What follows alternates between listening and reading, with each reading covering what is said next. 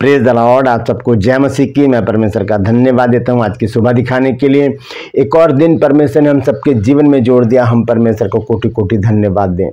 एक नया संदेश लेकर मैं आपका दोस्त पास्टर राज मसीह आपके सम्मुख उपस्थित हूं और आप देख रहे हैं मेरा यूट्यूब चैनल जिसका नाम है ब्रदर राज मसीह। मैं आपसे गुजारिश करता हूं मेरे इस चैनल को सब्सक्राइब कीजिए, बेल आइकन को दबाइए ताकि नोटिफिकेशन आपके पास पहुंचे। नया वीडियो, नई जानकारी बिना व्यवधान बिना रुकावट के आपके पास पहुंच जाए। मेरे वीडियोस को लाइक कीजिए और शेयर कीजिए और कमेंट्स बॉक्स में आकर मुझसे ज़रूर बातचीत कीजिए। Praise the Lord. आज का संदेश है तलवार के विषय में, क्योंकि एक बहन है, मेरी बहन है, उन्होंने मुझसे सवाल पूछा था कल कि लूका 22 अध्याय उसके 36 पद में लिखा है कि उसने उनसे कहा, परंतु अब जिसके पास बटुआ हो वह उसे ले और वैसे ही झोली भी, और जिसके पास तलवार ना हो वह अपने कपड़े बेचकर एक मोल ले। तलवार ना हो तो इसका अर्थ क्या है? तलवार क्यों यीशु मसीह ने कहा है खरीदने के लिए? इस विषय पर आज हम जानकारी हासिल करेंगे, क्योंकि ये बहुत बड़े भेद की बात है। और पिछले दिनों एक वीडियो भी वायरल हुआ था कि एक दूसरे पंथ का कोई व्यक्ति थे, मैं उनका नाम नहीं जानता, वो कह रहे थे कि यीशु मसीह ने कहा कि मैं तो तलवार चलाने आया हूँ, मैं मेल मिलाप कराने नहीं आया। तो वो मसीहत को वो इल्ज़ाम लगा रहे थे कि इनका जो धर्म है, ईसाई धर्म जो है, वो तलवार चलाने पर विश्वास रखता है। लेकिन ये बात गलत है। ये आत्मिक बातें हैं जिन्हें आत्मिक लोग ही समझ सकते हैं। तो इस विषय पर आज हम बातचीत करेंगे लूका 22 अध्याय के 36 पद में कि क्यों कहा यीशु मसीह ने कि जो कुछ भी है अपने बेचना, कपड़े बेचकर जो है तलवार खरीद लो। तो बने रहिए मेरे साथ, पूरा संदेश सुनिए, बहुत महत्वपूर्ण संदेश है। अगर आपसे भी कोई ये सवाल पूछ सकता है, अगर आप इस वचन को पूरा सुनेंगे तो आप भी जवाब देने वाले बन सकते हैं। Praise the Lord. तो इस वचन के द्वारा परमेश्वर आज हमसे बातचीत करें। आप प्रार्थना में रहिएगा ताकि ये वचन पूरा हम तक पहुंचने पाए। ट्रू पल्स में आज का सवाल है कि सबसे पहले कौन शहीद हुआ था? चेलों में से नहीं, चेलों की बात नहीं कर रहा मैं, जो गैर चेले थे, जो प्रभु यीशु मसीह को मानने वाला, वो कौन व्यक्ति था जो सबसे पहले शहीद हुआ था? प्रेरित काम की पुस्तक में है, जानते तो कमेंट्स में लिख दीजिए, नहीं तो डिस्क्रिप्शन में आपको इस सवाल का जवाब मिल जाएगा। आइए एक छोटी सी प्रार्थना करते हैं, उसके बाद हम आज के वचन में चलेंगे। प्रभु जी, मैं धन्यवाद देता हूँ आज की सुबह दिखाने के लिए और विनती करता हूँ प्रभु जी, आज के वचन को भी शेयर करने मेरी मदद सहायता कर। मेरे होठों को, मेरे दिल दिमाग को छूकर ब्लेस कर। मेरी आत्मा और मेरा शरीर तेरे ही कब्जे में रहे, ताकि बोलने वाला मनुष्य नहीं बल्कि तेरा आत्मा हो। जो भी गूढ़ भेद की बातें इस वचन में छिपी हैं वो हम पे प्रकट करना प्रभु, ताकि उन वचनों को हम लोग जाने और उसी के अनुसार अपने जीवनों को व्यतीत करने वाले बन सकें।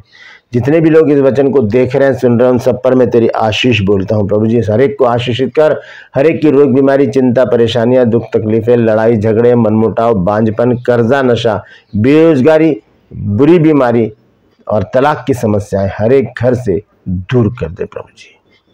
जो लोग खो गए हैं उन्हें उनके घर तक पहुंचा प्रभु, ताकि उन घरों में भी आनंद मनाया जाए। जितने भी लोगों ने बीते दिनों यूट्यूब पर प्रभु जी, जो मेरे सब्सक्राइबर हैं, उन्होंने जो भी विषय दिए, अपनी प्रार्थना की, उन सबको भी मैं तेरे सम्मुख लाता हूँ। हर एक के जीवन से, घर से, परिवार से प्रभु जी दुख, बीमारी, चिंता, परेशानियों को दूर कर दे। धन्यवाद देता हूँ प्रभु, तूने मेरी प्रार्थना को सुन लिया। प्रभु यीशु के नाम से मांगता हूँ, आमीन। Praise the Lord. तो आइए आज के इस वचन में चलेंगे। सवाल है कि तलवार का अर्थ क्या है? मेरी बहन एक मनीषा मसीह, उन्होंने ये सवाल पूछा था कि कल मेरे से रात को कि भाई मुझे बताएं कि तलवार का अर्थ क्या है। तो मैंने उनको बता दिया था, लेकिन फिर भी मैंने सोचा कि इसी विषय पर मैं वीडियो बनाता हूँ, क्योंकि बहुत से लोगों के मन में ये सवाल ज़रूर होगा कि यीशु मसीह ने क्यों कहा कि कपड़े बेचकर तलवार खरीद लो, या ये क्यों कहा कि मैं मेल मिलाप कराने नहीं तलवार चलाने आया हूँ। तो आइए इस वचन को हम देखेंगे। सबसे पहले हम देखेंगे मत्ती रचित सुसमाचार 10 अध्याय और इसका 34 से 38 पद तक। देखिए वहाँ पर प्रभु यीशु मसीह क्या कहते हैं, जिसको लेकर दूसरे पंथ के लोग क्या करते हैं, प्रोपेगेंडा बनाते हैं और मसीहत को बदनाम करते हैं कि इनका जो प्रभु है वो तो तलवार चलाने वाला है। तो आइए उसको देखेंगे हम। 10 अध्याय और उसका 34 से 38 पद तक मैं पढ़ूंगा। यहाँ पर देखिए क्या लिखा है। लिखा, ये ना समझो कि मैं पृथ्वी पर मिलाप कराने आया हूँ। मैं मिलाप कराने नहीं पर तलवार चलवाने आया हूँ। मैं तो आया हूँ कि मनुष्य को उसके पिता से और बेटी को उसकी माँ से और बहू को उसकी सास से अलग कर दूँ। मनुष्य के बैरी उसके घर ही के लोग होंगे। जो माता या पिता को मुझसे अधिक प्रिय जानता है वह मेरे योग्य नहीं, और जो बेटा या बेटी को मुझसे अधिक प्रिय जानता है वह मेरे योग्य नहीं, और जो अपना क्रूस उठाकर मेरे पीछे ना चले वह मेरे योग्य नहीं है। तो यहाँ पर प्रभु यीशु मसीह दो बातें बोलते हैं। पहली बात वो ये कह रहे हैं कि मैं यहाँ पर मेल मिलाप कराने नहीं बल्कि तलवार चलाने आया हूँ। दूसरी बात वो कहते हैं कि मनुष्य के घर के लोग ही उसके बैरी होंगे। दूसरी बात वो क्या कहते हैं कि घर के लोग ही बैरी होंगे। मैं तो इसलिए आया हूँ कि सास को बहू से, बेटी को माँ से और बेटे को बाप से अलग कर दूँ। ये बहुत बड़े भेद की बात है। ये ऐसा नहीं है कि प्रभु यीशु मसीह क्या कर रहे हैं, घरों में फूट डाल रहे हैं, घरों में लड़ाई झगड़े करवा रहे हैं, तलवारें चलवा रहे हैं। मैं नहीं जानता, अभी आज मेरी उम्र इतनी हो गई है और मैंने आज तक कभी नहीं देखा कि ईसाई घरों में तलवारें चली हों। मैंने नहीं देखा। मसीहत जो है वो दो चीज़ों को उजागर करता है पूरे विश्व में, शिक्षा को और सेवा को। ज़्यादातर कॉलेज स्कूल जो है वो क्रिश्चियंस के हैं पूरे विश्व में, और ज़्यादातर नर्सेज जो है, डॉक्टर जो है वो क्रिश्चियन है, जो हम देखते हैं हॉस्पिटल में। तो ये सेवा मिली है हमें। इसी तरह से हम हर जगह पर मसीही लोग काम करते हैं, और जो भी दूसरे पंथ के लोग हैं वो कोशिश करते हैं कि क्रिश्चियन स्कूल में अपने बच्चों का एडमिशन कराएं, क्योंकि वहाँ से शिक्षा जो है वो बहुत सॉलिड होती है, वो बहुत सामर्थ्य शिक्षा होती है जो अंत तक बनी रहती है। तो यहाँ पर प्रभु यीशु मसीह अगर कह रहे हैं कि मैं मेल मिलाप कराने नहीं बल्कि तलवार चलाने आया हूँ, तो यहाँ पर यीशु मसीह का कहने का अर्थ दूसरा है। प्रभु यीशु मसीह कहना चाहते हैं कि एक परिवार में जब एक व्यक्ति मुझे ग्रहण कर लेगा, बाकी व्यक्ति उसके विरोधी हो जाएंगे। तो वहाँ पर तलवार चलाने का मतलब ये नहीं है कि तलवार से काट डालो, नहीं। तलवार चलाने का मतलब है कि आपस में मनमुटाव हो जाएगा, वहाँ पर विरोधी हो जाएंगे आपके। जब कोई प्रभु यीशु मसीह को मानने लगेगा तो बाकी लोग उसके अगेंस्ट हो जाएंगे और उसके विरोधी हो जाएंगे कि इसने तो यीशु को अपना लिया, इसने तो धर्म परिवर्तन कर लिया। जबकि ये धर्म परिवर्तन नहीं है बल्कि मन परिवर्तन है, ये विश्वास का परिवर्तन है। जब यीशु मसीह को जब हम मानते हैं तो वो विश्वास का परिवर्तन होता है और मन का परिवर्तन होता है, धर्म का परिवर्तन नहीं होता। तो यहाँ पर यीशु मसीह तलवार का जिक्र अगर करते हैं तो हम इस बात को देख सकते हैं कि वो ये नहीं कह रहे कि तलवार चलाओ, मार डालो एक दूसरे को। आप पूरा नया नियम पढ़ लीजिए, मत्ती से लेकर प्रकाशित वाक्य तक, कहीं पर भी तलवारों से युद्ध नहीं हुए।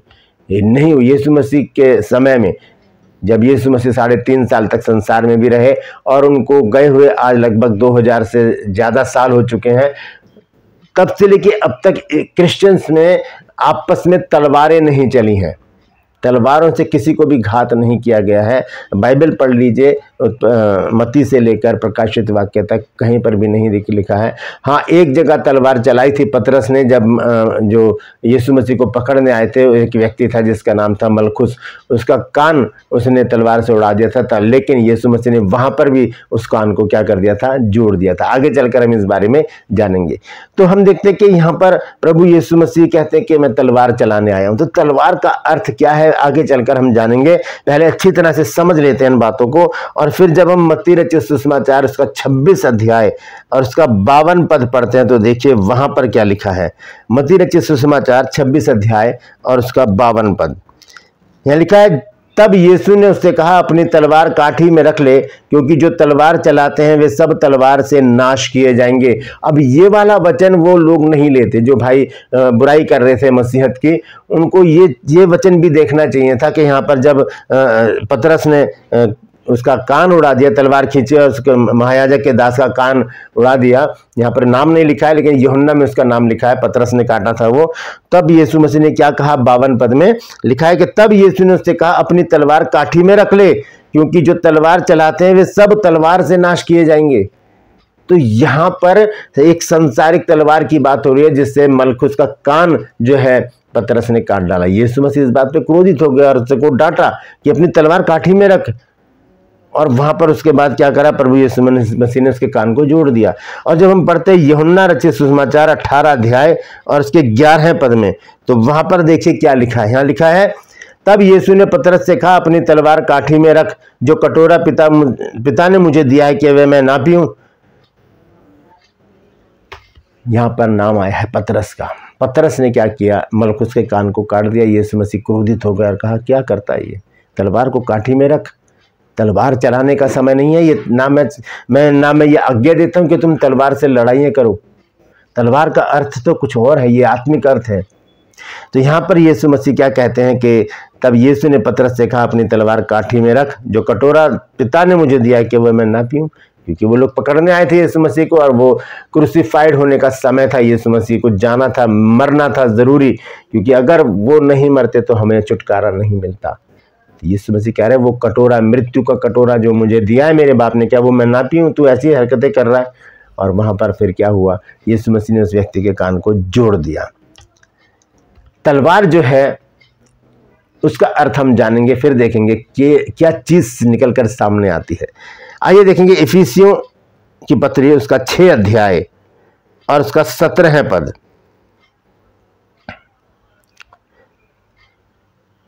यहां पर इस प्रकार से लिखा है कि और उद्धार का टोप और आत्मा की तलवार जो परमेश्वर का वचन है ले लो।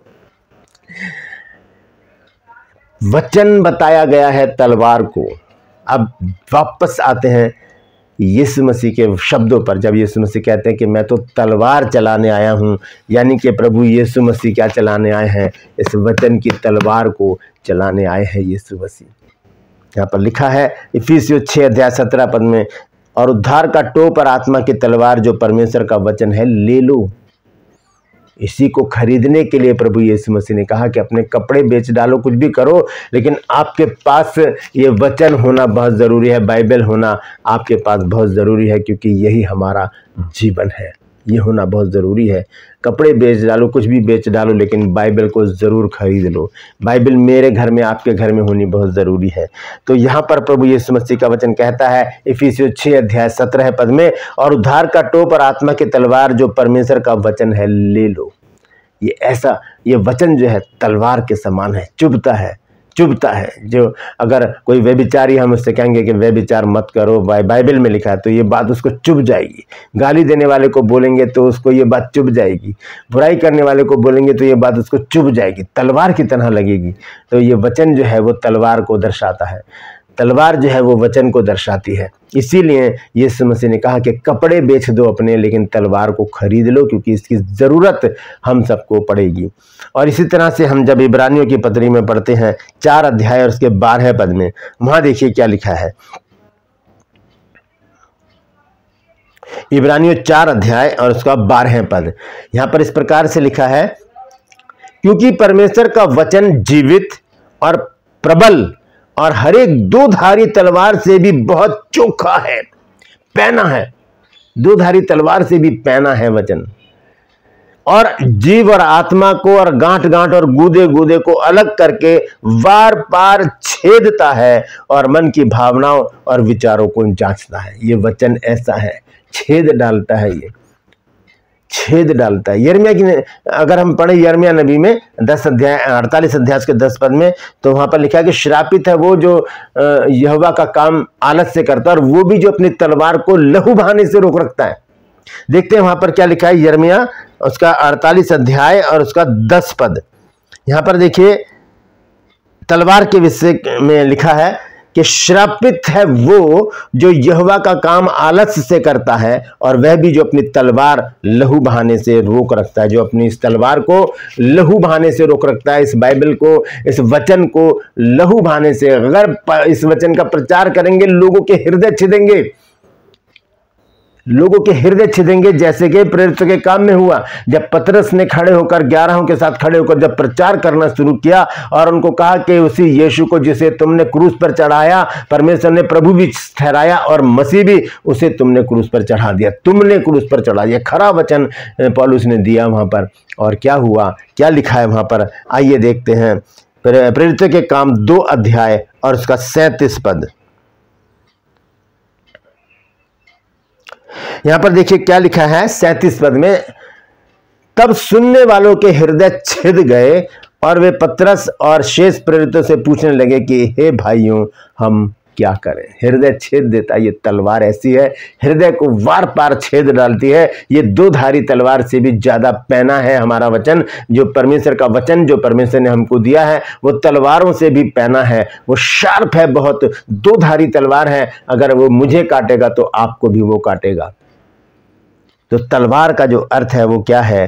परमेश्वर का वचन। परमेश्वर का वचन लिखा है इफिसियों में कि पर आत्मा की तलवार जो परमेश्वर का वचन है ले लो, इसे ले लीजिए, खरीद लीजिए। ये आपके घर में होनी बहुत ज़रूरी है। और ये सिर्फ होना ही नहीं काफ़ी है, इसे पढ़ना भी बहुत ज़रूरी है। और सिर्फ पढ़ना ही काफ़ी नहीं है, इसे पढ़कर सुनाना भी बहुत ज़रूरी है, ताकि लोगों के हृदय छिदें, उनका जीवन बदले और वो भी विश्वास में आ जाए। Praise the Lord. एक आयत और देखेंगे हम, प्रकाशित वाक्य 1 अध्याय और उसका 16 पद। देखिए यहाँ पर क्या लिखा है, प्रकाशित वाक्य 1 अध्याय और उसका 16 पद। यहाँ लिखा है, और वह अपने दाहिने हाथ में 7 तारे लिए हुए था और उसके मुख से चोखी 2 धारी तलवार निकलती थी और उसका मुंह ऐसा प्रज्वलित था जैसा सूर्य कड़ी धूप के समय चमकता है। अब यहाँ पर इस बात का मतलब क्या हुआ कि उसके मुंह से 2 धारी तलवार निकलती। तो क्या तलवार निकलेंगी मुंह से? ये तो हास्यास्पद नहीं हो गया कुछ कि मुंह से तलवारें निकल रही हैं? यहाँ पर बात ही आत्मिक है। तलवार जो है आत्मिक शब्द है। यहाँ पर बाइबल में दोनों तरह की तलवारों का जिक्र है। एक तो सांसारिक तलवार जिससे युद्ध होते हैं, और एक है आत्मिक तलवार जो परमेश्वर का वचन है। यहाँ पर जो जिक्र हो रहा है, यहाँ पर यूहन्ना लिखता है कि और वह अपने दाहिने हाथ में 7 तारे लिए हुए था और उसके मुख से चोखी 2 धारी तलवार निकलती थी। 2 धारी तलवार जो वार पार छेदती है, ऐसे भी और ऐसे भी काट डालती है। 2 धारी चोखी पैनी तलवार।